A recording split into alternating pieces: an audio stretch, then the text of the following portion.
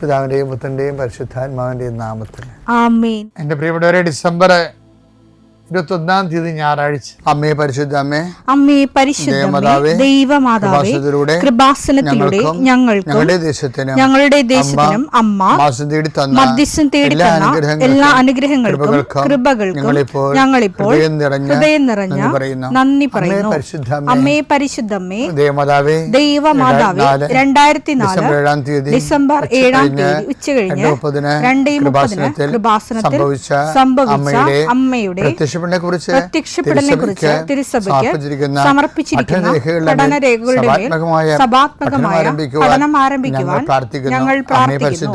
അമ്മേ പരിശുദ്ധമേ, ഭൂസ്വർലോകങ്ങളുടെ രാജ്ഞിയായ അങ്ങേയ്ക്ക് ഭൗമസംരക്ഷണത്തിനായി പ്രപഞ്ചപ്രകൃതിയെ തന്നെ തിരുസഭ പ്രതിഷ്ഠിക്കുവാൻ ഈ പ്രത്യക്ഷീകരണം വഴി ഇടയാക്കണമേ. പരിശുദ്ധമേ, ജപമാല മാതാവേ, സകല കൃപാസനം പ്രാർത്ഥനയോടും ചേർത്ത് ഞങ്ങളിപ്പോൾ പ്രാർത്ഥിക്കുന്ന ഈ കുടുംബത്തിന്റെ പ്രത്യേക നിയോഗം പറ മക്കളെ.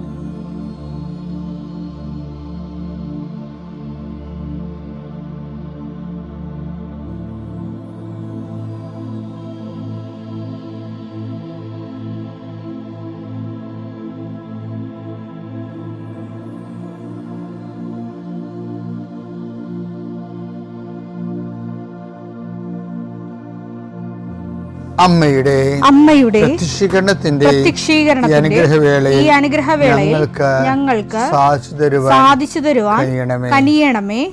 ആമേൻ. വിശ്വാസ പ്രമാണം. സർവശക്തനായ പിതാവും ആകാശത്തിന്റെയും ഭൂമിയുടെയും സൃഷ്ടാവുമായ ദൈവത്തിൽ ഞാൻ വിശ്വസിക്കുന്നു. അവിടുത്തെ ഏകപുത്രനും ഞങ്ങളുടെ കർത്താവുമായ ഈശോമിശിഹായിലും ഞാൻ വിശ്വസിക്കുന്നു. ഈ പുത്രൻ പരിശുദ്ധാത്മാവിനാൽ ഗർഭസ്ഥനായി കന്യകാമറിയത്തിൽ നിന്ന് പിറന്ന് പൊന്തിയോസ് പീലാത്തോസിന്റെ കാലത്ത് പീഡകൾ സഹിച്ച് കുരിശിൽ തറയ്ക്കപ്പെട്ട് മരിച്ച് അടക്കപ്പെട്ട് പാതാളങ്ങളിൽ ഇറങ്ങി മരിച്ചവരുടെ ഇടയിൽ നിന്ന് 3-ാം നാൾ ഉയർത്ത് സ്വർഗത്തിലേക്ക് എഴുന്നള്ളി സർവശക്തിയുള്ള പിതാവായ ദൈവത്തിന്റെ വലതുഭാഗത്തിരിക്കുന്നു. അവിടെ നിന്ന് ജീവിക്കുന്നവരെയും മരിച്ചവരെയും വിധിക്കുവാൻ വരുമെന്നും ഞാൻ വിശ്വസിക്കുന്നു. പരിശുദ്ധാത്മാവിലും ഞാൻ വിശ്വസിക്കുന്നു. വിശുദ്ധ കത്തോലിക്കാ സഭയിലും പുണ്യവാന്മാരുടെ ഐക്യത്തിലും പാപങ്ങളുടെ മോചനത്തിലും ശരീരത്തിന്റെ ഉയർപ്പിലും നിത്യമായ ജീവിതത്തിലും ഞാൻ വിശ്വസിക്കുന്നു. ആമേൻ. സ്വർഗ്ഗസ്ഥനായ ഞങ്ങളുടെ പിതാവേ, അങ്ങയുടെ നാമം പൂജിതമാകണമേ. അങ്ങയുടെ രാജ്യം വരണമേ. അങ്ങയുടെ തിരുമനസ് സ്വർഗത്തിലെ പോലെ ഭൂമിയിലും ആകണമേ. അന്നു വേണ്ടുന്ന ആഹാരം ഇന്ന് ഞങ്ങൾക്ക് തരണമേ. ഞങ്ങളോട് തെറ്റ് ചെയ്യുന്നവരോട് ഞങ്ങൾ ക്ഷമിക്കുന്നത് പോലെ ഞങ്ങളുടെ തെറ്റുകൾ ഞങ്ങളോടും ക്ഷമിക്കണമേ. ഞങ്ങളെ പ്രലോഭനത്തിൽ ഉൾപ്പെടുത്തരുതേ, തിന്മയിൽ ഞങ്ങൾ രക്ഷിക്കണമേ. ആമേൻ. നന്മ നിറഞ്ഞ മറിയമേ, സ്വസ്തി. കർത്താവ് അങ്ങയുടെ കൂടെ സ്ത്രീകളിൽ അങ്ങ് അനുഗ്രഹിക്കപ്പെട്ടവളാകുന്നു. അങ്ങയുടെ ഉദരത്തിൻ ഫലമായി ഈശോ അനുഗ്രഹിക്കപ്പെട്ടവനാകുന്നു. പരിശുദ്ധ മറിയമേ, തമ്പുരാന്റെ അമ്മേ, പാപികളായ ഞങ്ങൾക്ക് വേണ്ടി ഇപ്പോഴും ഞങ്ങളുടെ മരണസമയത്തും തമ്പുരാനോട് അപേക്ഷിക്കണമേ. ആമേൻ. കർത്താവിന്റെ ഉന്നതമായ നാമത്തിന് സ്വസ്ഥം ചെയ്യുന്നു. കർത്താവിന്റെ വിശുദ്ധ പൗരോഹിത്യത്തെ മഹത്വപ്പെടുത്തണമേ. കർത്താവ് സഭയിലുള്ള സാന്നിധ്യം പ്രകടമാക്കണമേ. 39 വർഷം ഞാൻ അർപ്പിച്ച കൃപാനയുടെ യോഗ്യതയായി കൃപാസ്ഥാന ജീവനോടെ പ്രത്യക്ഷപ്പെട്ട മാതാവിൻ്റെ മധ്യസ്ഥത്തിലെ ഈശോനാമത്തിൽ പ്രാർത്ഥിക്കുന്നു. മാതാവേ, ഒത്തിരി ആഗ്രഹിച്ചാണ് രാവിലെ എഴുന്നേറ്റ് വരണ മക്കൾ. അവരുടെ രോഗങ്ങളെ നീ ഏറ്റെടുക്കണമെന്ന് പ്രാർത്ഥിക്കുന്നു. അവരെ നീ സാന്ത്വനപ്പെടുത്തണം. പ്രത്യേകിച്ച് ശാരീരികമായ അവശതകളും രോഗങ്ങളും പരുക്കളും പൊറുക്കാത്ത മുറിവുകളും ഉള്ളവർ, കർത്താവെ, അവരെ ഈ പ്രഭാതത്തിൽ അങ്ങ് സ്പർശിക്കണേ ഈശോയെ. കർത്താവെ, ചിലരൊക്കെ ഒരു ദിവസമെങ്കിലും ഒന്ന് ശരീരത്തിന് രോഗമില്ലാതിരുന്നെങ്കിലും ആഗ്രഹിക്കുന്ന രോഗികളാണ്. കർത്താവെ, കണ്ണീരോടെ പ്രാർത്ഥിക്കുന്നു, അവരെ നീ കൈവിട്ട് കളയരുത്. കർത്താവെ, സമാധാനത്തിന് വേണ്ടി പ്രാർത്ഥിക്കുന്നവരുണ്ട്, ഉറക്കം ഇല്ലാത്തവരുണ്ട്. കർത്താവ്, ഒരു വീട്ടിൽ തന്നെ താമസിച്ചിട്ട് എല്ലാവരും പരോക്ഷമായിട്ടും പ്രത്യക്ഷമായിട്ടും ഒക്കെ അവഗണിക്കുകയും ഗ്രൂപ്പുകൾ ഉണ്ടാക്കുകയും അതിൻ്റെ ആ ഗ്രൂപ്പിൽ പെടാത്തതിൻ്റെ പേരിൽ ഞെരുക്കപ്പെടുകയും ചെയ്യുന്നവരുണ്ട്. അത്രയും വലിയ തിന്മയുടെ ഭവനത്തിൽ നിന്ന് എവിടെയെങ്കിലും ഓടി ഒളിച്ചാൽ മതിയെന്ന് ഓർത്ത് വിഷമിക്കുന്നവരുണ്ട്. ഈശോയെ, അങ്ങനെ ഒറ്റപ്പെട്ടു പോയവരെ നീ താങ്ങിയെടുക്കണമേ എന്ന് പ്രാർത്ഥിക്കുന്നു. കർത്താവേ, ജപ്തി നടപടികൾ, സാമ്പത്തിക ബാധ്യതകൾ, കർത്താവേ, ഇറങ്ങിക്കൊടുക്കണമെന്ന് പറഞ്ഞിരിക്കുന്നവരെ, പൈസ അടക്കാൻ പറഞ്ഞിരിക്കുന്ന ഡേറ്റുകൾ, പൈസ കൈ തികയാത്തവർ, പൂർണ്ണമായിട്ടും ഇല്ലാത്തവർ, അവരെയൊക്കെ നീ സന്ധിക്കണം. കർത്താവേ, ഞങ്ങൾ 39 വർഷം അർപ്പിച്ച കുർബാനയുടെ യുഗതിയെ കൃപാസ്ഥാനത്താരെ ജീവനോടെ പ്രത്യക്ഷപ്പെട്ട മാതാവിൻ്റെ മധ്യസ്ഥത്തിൽ ഉടമ്പടിയെടുത്ത് പ്രാർത്ഥിച്ച 10,000-കണക്കിന് മക്കൾ നടത്തിയ രാത്രിയും പകലും മഴയത്തും വെയിലത്തും നടത്തിയ പരിശുദ്ധ പ്രവർത്തനത്തിൽ യോഗ്യതയായി കർത്താവെ, കൃപ കുറഞ്ഞിട്ടുള്ള മക്കൾ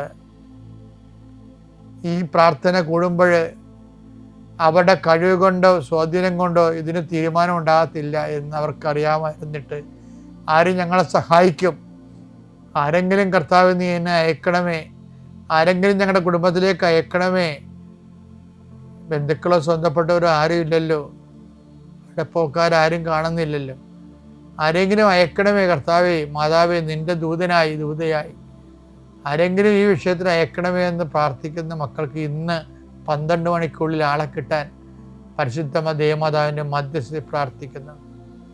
പരീക്ഷ കുഞ്ഞുങ്ങൾ, പരീക്ഷ എഴുതി കഴിഞ്ഞവർ, നല്ല റിസൾട്ട് പ്രതീക്ഷിക്കുന്നവർ, കർത്താവ്, അവസാനത്തെ പരീക്ഷയ്ക്ക് എഴുതിയിട്ട് ഇനി എഴുതാൻ കാശുമില്ല, എഴുതി പരീക്ഷ എഴുതി നാണം കെട്ടവരുണ്ട്. ഈശോയെ, CA പരീക്ഷ പോലുള്ള പരീക്ഷകൾ 9ഉം 10ഉം ഒക്കെ എഴുതി അവർക്ക് തന്നെ നിക്കക്കളിയില്ലാതിരിക്കുന്നവരുണ്ട്. അവരെ ഈ ഒറ്റ പ്രാർത്ഥന കൊണ്ട്, അവരുടെ കഴിവല്ല, ഉടമ്പടി പ്രവർത്തിക്കേണ്ട മനുഷ്യൻ്റെ കഴിവിലല്ല, not by merit but by ഗ്രേസിലാണ്. ആ ഗ്രേസിൻ്റെ ശക്തി യേശുക്രിസ്തുവിൻ്റെ വിശുദ്ധ രക്തത്തിൽ നിന്നാണ് കൃപയുണ്ടാകണമെങ്കിൽ അത് കർത്താവിൻ്റെ സൗജന്യ ദാനമാണെന്ന് മനസ്സിലാക്കിക്കൊണ്ട് കർത്താവിൻ്റെ കൃപയുടെ ശക്തിയാൽ നിൻ്റെ എല്ലാ അപാകതകളും, എല്ലാ പരിചയക്കുറവുകളും, എല്ലാ പരാധീനതകളും പോരായ്മകളും യേശുനാമത്തിൽ പരിഹരിക്കപ്പെടുകയും നീ യേശുനാമത്തിൽ സൗഖ്യപ്പെടുകയും യേശുനാമം സമാധാനപ്പെടുകയും ചെയ്യട്ടെ. നിത്യപിതാവും പുത്രനും പരിശുദ്ധാത്മാവായ സർവേശ്വര എന്നേക്കും ആമേൻ. ഇന്നൊരു രസമുണ്ടായേ. ഇന്നലെ ഞാൻ അൾത്താറയിൽ നിന്നപ്പോൾ എല്ലാ ദിവസവും ഞാൻ ആൾക്കാരെ കാണുമല്ലോ. അപ്പോഴേ ഈ നടുവൊക്കെ കുടിഞ്ഞ് ആൾക്കാർ താങ്ങിക്കൊണ്ട് വരുന്ന ആൾക്കാരുണ്ടല്ലോ, അവരെ കണ്ടപ്പോൾ എനിക്ക് പ്രത്യേക കരുണ തോന്നിയവരോട് ഞാൻ അവരുടെ കാര്യം ആദ്യം സാധിച്ചു കൊടുത്തു. അവരെ കാര്യമായിട്ട് പരിഗണിച്ച് അവർ സൈത്ത് പൂശി ഈശോയുടെ നാമത്തിൽ പ്രാർത്ഥിച്ച് അവർ നിർത്തി കഷ്ടപ്പെടുത്താതെ പറഞ്ഞു വിട്ടു. അപ്പം എൻ്റെ ഉള്ളിലൊരു ചിരി വരുന്നുണ്ട്. അത് ഞാൻ എന്നെ തന്നെ ആക്ഷേപിച്ചതാണ് ശരിക്കും. കാര്യം ഈ കൃപാസനത്തിൽ ആൾക്കാരുടെ തിരക്ക് കാരണം ഞാൻ എല്ലാവരും ഒരുപോലെയാണ് പരിഗണിച്ചു പോണത്. ചില ആൾക്കാരെ പ്രത്യേകിച്ച് അങ്ങനെ പരിഗണിക്കരുത്. കാര്യം വെച്ച് കഴിഞ്ഞാൽ വിഷയം എന്ന് പറഞ്ഞാലേ, നമുക്ക് കൃപാസനം ടോക്കിൻ്റെ തന്നെ ഒരു രീതി എന്ന് പറയുന്നത് എന്താണ്, കസ്റ്റമർ കെയർ ചെയ്യത്തില്ല ഞങ്ങളാരും.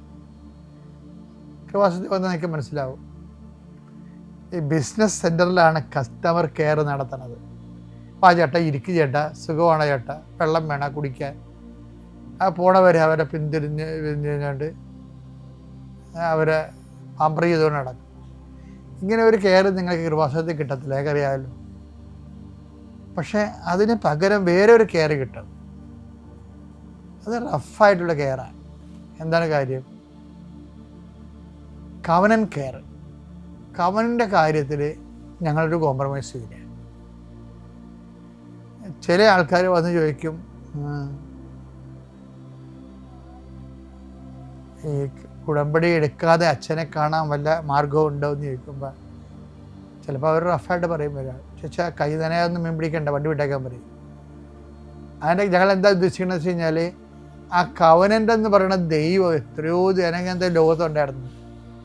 ഇതിനൊക്കെ ലക്ഷക്കണക്കിന് മനുഷ്യർ അത് അനുഭവിച്ചു. ഇന്നും എന്തുമാത്രം അക്രൈസ്തവരാണ് അൾത്താരയിൽ ഇന്നലെ കരഞ്ഞുകൊണ്ട് സാക്ഷ്യം പറയണ ദൈവത്തെ അനുഭവിച്ചിട്ട്. അതൊക്കെ ഓർക്കുമ്പോഴേ, അതായത് ഒരു ദിവസം ഇന്നലെ കിട്ടിയ ഒരു സാക്ഷ്യം എന്നറിയാമോ? അതായത്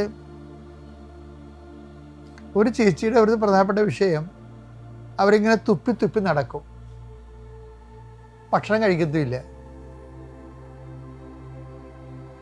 അപ്പോൾ അവരെ മെലിഞ്ഞ ആള് അൾത്താരെ പിടിച്ചു കൊണ്ടാണ് കൊണ്ടുവരുമ്പോൾ അവർ വന്നപ്പോൾ തന്നെ അവർ വീണ് കഴിഞ്ഞ ശേഷം അവർക്ക് ബോധം വന്നപ്പോൾ, അതാ മാതാവിൻ്റെ തിരുസേന വന്നപ്പോൾ അവർ ബോധം വന്നപ്പോൾ അവർ ഭക്ഷണം കഴിക്കാൻ തുടങ്ങി. അവർ ഭക്ഷണം കഴിക്കേണ്ട അവരുടെ മകൾ കരഞ്ഞുപോയി. കാര്യം മാസങ്ങളായി അമ്മ ഭക്ഷണം കഴിച്ചിട്ട്. അപ്പം അമ്മ ആ കെട്ടഴിച്ച് വിട്ട്. പക്ഷെ എന്നാലും തുപ്പൽ മാറുന്നില്ല. അൾത്താരയിൽ അവർ വരുമ്പോൾ അവർക്ക് വേറെ എന്തോ അസുഖമൊക്കെ പറഞ്ഞ് അൾത്താര വരികയാണെങ്കിലും, ഞാൻ സൈത്തെടുക്കുമ്പോൾ ഈശോ എന്നെ കൊണ്ട് അവിടെ തൊണ്ടയിൽ കുരിശിടാൻ പറഞ്ഞു. അങ്ങനെ ഞാൻ തൊണ്ടയെ കുരിശിട്ട്. അതോടുകൂടി അവളുടെ തുപ്പൽ നിർത്തി. എത്രയോ വർഷങ്ങളുടെ തുപ്പലാണ്, ഭക്ഷണം കഴിക്കാതെ. അപ്പോൾ ഇത് കാണുമ്പോൾ, ദൈവത്തിനെ അനുഭവിച്ച് കഴിയുമ്പോൾ ആ മകള് കരഞ്ഞുകൊണ്ടാണ് സാക്ഷ്യം പറയുന്നത്, കരഞ്ഞുകൊണ്ട്. അപ്പോൾ ഉടമ്പടി ഇതിനകം എത്രയോ ലക്ഷങ്ങൾ അത് യേശുവിനെ ആദ്യമായിട്ടും കണ്ടുമുട്ടുന്നവർ പോലും ദൈവത്തെ അനുഭവിക്കുകയാണ്.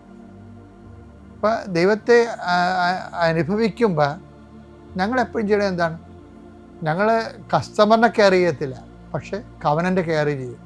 ആദ്യം നിങ്ങൾ ദൈവരാജ്യത്തെയും അതിനെ നീതിയെയും കുറിച്ച് തന്നെ അന്വേഷിക്കുക. അതാണ് കവനൻ കെയർ എന്ന് പറയുന്നത്. മത്തായി 6:33 നിങ്ങൾ ആദ്യം അവിടുത്തെ രാജ്യവും അവിടുത്തെ നീതിയും അന്വേഷിക്കുക, അതോടൊപ്പം മറ്റുള്ളവയെല്ലാം നിങ്ങൾക്ക് ലഭിക്കും. കവനന്റെ കൃത്യവും വൃത്തിയായിട്ട് എടുക്കാൻ വേണ്ടി, അത് ജീവിക്കാൻ വേണ്ടി ഞങ്ങൾ അവരെ ഞങ്ങളെ ട്രെയിൻ ചെയ്യും. പിന്നെ കവനനെ തെറ്റിക്കുന്നവരോട് വളരെ ശാസനാപൂർവ്വം സംസാരിക്കും. അൾത്താരയിലൊക്കെ ഞാൻ സംസാരിക്കേണ്ടത് നിങ്ങൾക്ക് മനസ്സിലാകും. കുർബാനയ്ക്ക് വളരെ കർക്കശമായിട്ട് സംസാരിക്കും. നിങ്ങൾ ആലപ്പുഴ വന്ന് പണി മേടിക്കരുത് തന്നെ ഞാൻ പറയും. എന്താ കാര്യം? ചില ആൾക്കാർക്ക് ക്രിസ്തുവിന് അനുഗ്രഹം വേണം, ക്രിസ്തുവിനെ വേണ്ടേ. അപ്പം ഞങ്ങൾ ദൈവമാണെങ്കിലും ക്രിസ്തുവിൻ്റെ കൂടെ അനുഗ്രഹം കൊടുക്കത്തുള്ളൂ. ഞങ്ങൾക്ക് ഏൽപ്പിച്ചിരിക്കുന്ന ജോലി അത് തന്നെയാണ്. അതുകൊണ്ട് ഞങ്ങളും ക്രിസ്തുവിൻ്റെ കൂടെ മാത്രമേ അനുഗ്രഹം കിട്ടാനുള്ള സാഹചര്യം ഉണ്ടാക്കത്തുള്ളൂ. അപ്പോൾ കസ്റ്റമർ കെയർ, കവനൻ കെയർ, അത് നിങ്ങളും അതുപോലെ തന്നെയായിരിക്കണം. നിലപാടിൻ്റെ കാര്യത്തിൽ ക്രിസ്തുവിനായിരിക്കണം ഒന്നാം സ്ഥാനം. എന്നാൽ പിന്നെ ക്രിസ്തു നിങ്ങളെ തിരിച്ചറിയും. അറിഞ്ഞു കഴിഞ്ഞാൽ പിന്നെ നിങ്ങളെ അനുഗ്രഹിക്കും.